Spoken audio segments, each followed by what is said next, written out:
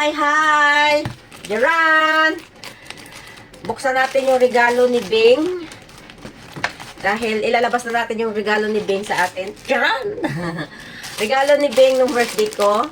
Ayan, yung nakasulat. Happy birthday from Bing and Grace. Maraming salamat na Bing and Grace. Buksan natin kasi, alam niyo kung bakit binuksan ko na to. Ito yung gusto ko na wallet eh. Favorite wallet ko to sana. Kaso hindi ko lang kaya bilhin. So, buti naman, binigay nila sa akin regalo ngayong birthday. So, thank you dahil, ayan, ilalabas na natin to kasi nagsahod na tayo. Ilalagay natin yung bagong sahod natin dito sa bagong wallet para hindi siya mawala ng laman. may $1.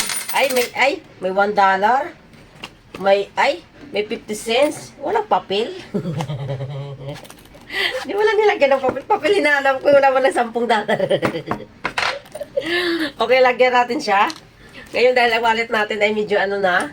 So, tatanggalin natin dito yung mga IDs natin.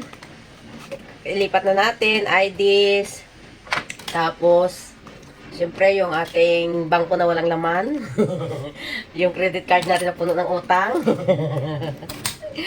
Yung mga barya natin, kunin na natin dito.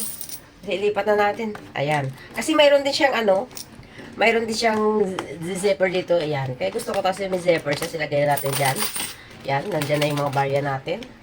O, diba? O, diba? Tapos, dito na ilagay na natin. Magpapalit tayo ng wallet kasi bago. Palit natin. Lagay natin dito yung mga card natin.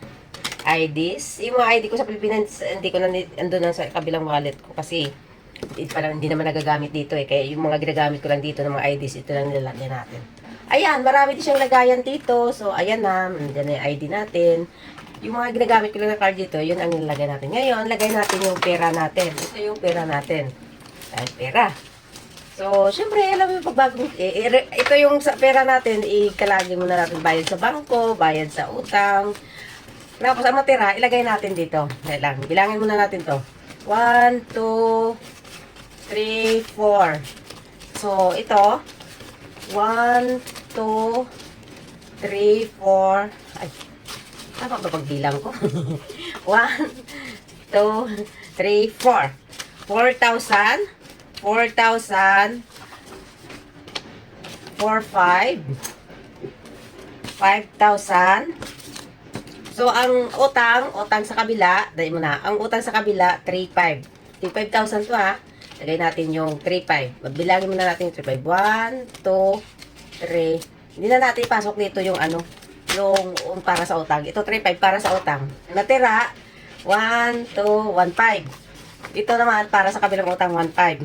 So, itong natira, 1, 2, 3, 4, 5. 100.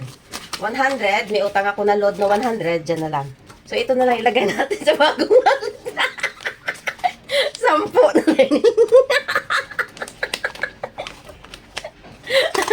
Wala na, 10 na.